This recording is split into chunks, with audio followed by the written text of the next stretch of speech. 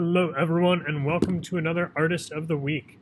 It is the week of September 28th. This is week 5 of virtual learning here at West Carrollton High School. And I figured last week we went into some dark content matter with Kara Walker's work. And so this week I wanted to pull back and be a little more lighthearted with the work of Jeff Wysaski, aka Obvious Plant, aka Pleated Jeans. So that is a picture of Wysaski there. In one of his works that he put up. And so he began posting on social media in 2015. And so the sites and the Instagram handles and the Twitter names of Obvious Plant and Pleated Jeans are kind of the creative outlets for Wysaski's pranks. What he does is he goes around and he plants fake signs, movies, games, and toys in public spaces. And these fake plants of his, or as he's pointing out, obvious plants, are not truly intended to fool anyone. I know we live in the world of fake news, but his work is not intended to be taken seriously, but is instead intended to bring a little bit of levity and gravitas to the world around him. So one of his first plants was in the bathroom at the LA County Museum of Art. And so you can see that he has this frame that he attached to the mirror, and then his gallery tag down there is a reflection of a hideous man. An utterly disfigured man gazes into the abyss. And so he's posting this with himself, but then leaving this up and walking away and letting other people interact with this piece on the wall there. And so he said, I'm going to move my name so you can see his logo there. He said that he was somewhat bored with these more traditional humor avenues, and so he started looking for something new. Late last year, I hit on the idea of street humor, and so that's working off of the concept of street art, for lack of a better term. I'd done a bit of this in the past, but the more I thought about it, the more ideas I had, so I felt the project warranted its own name and website.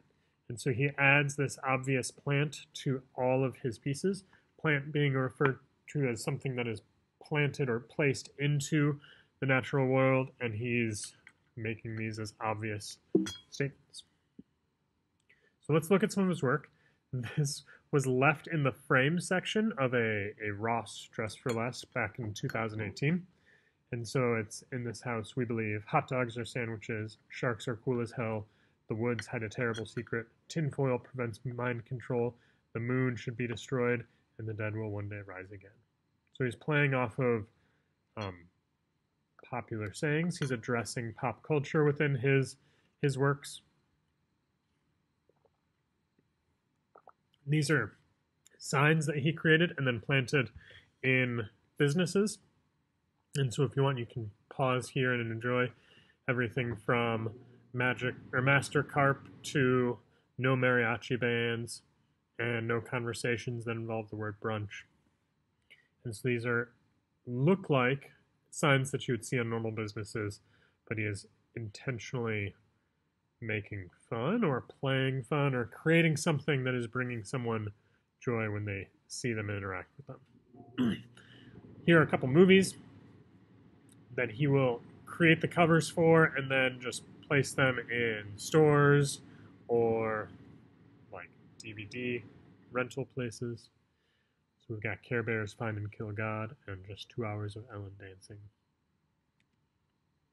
So I'm going to leave these two up here, let you enjoy these for a minute, and imagine what it would be like if you found these as you were looking through some old games.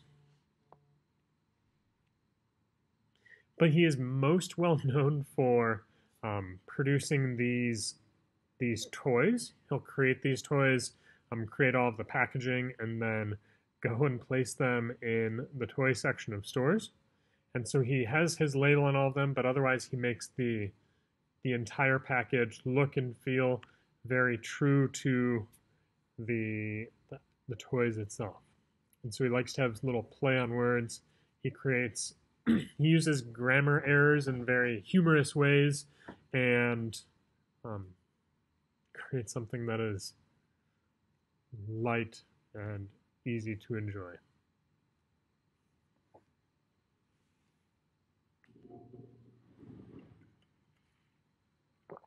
So some of his toys aren't actually toys.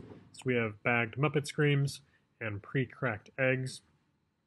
And you can see some of his interesting spellings and strange photo manipulations. We have a doctor's kit, which is a true US doctor's kit there, and then a bag of weird dogs.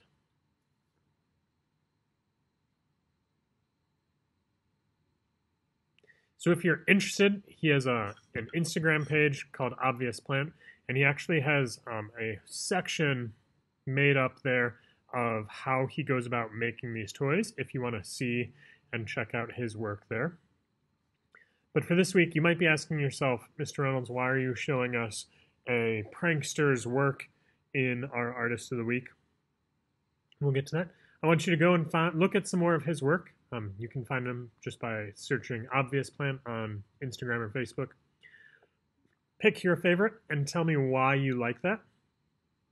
And then for the second question, is this art? So this is an opinion piece. Is Jeff Wysaski's Obvious Plant work art or no? And then in your own words, what is art? So I want you to come up with your own definition for art there. And we will pick up with this again next week.